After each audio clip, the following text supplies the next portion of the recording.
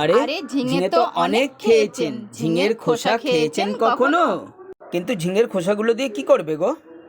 দেখোই না কি করি, একটা নতুনত্ব রেসিপি করব।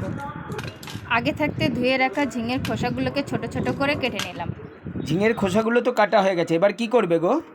কড়াইতে খোসাগুলো নিলাম, একটু লবণ দিলাম, পরিমাণ মতো জল দিলাম,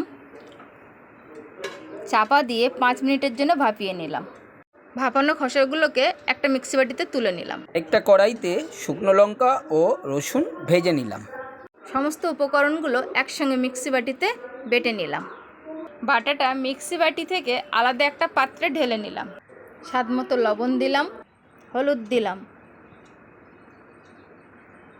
লঙ্কা গুঁড়ো দিলাম, জিরে গুঁড়ো দিলাম, স্বাদ মতো চিনি দিলাম।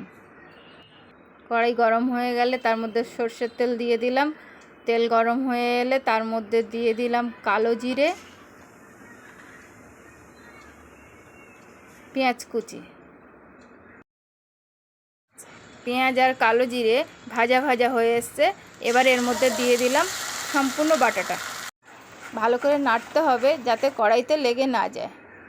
নাড়তে নাড়তে জল শুকিয়ে এলে হয়ে গেল আমাদের ঝিঙের খোসার ভর্তা। রেসিপিটা কেমন লাগলো অবশ্যই কমেন্ট করে জানাবেন।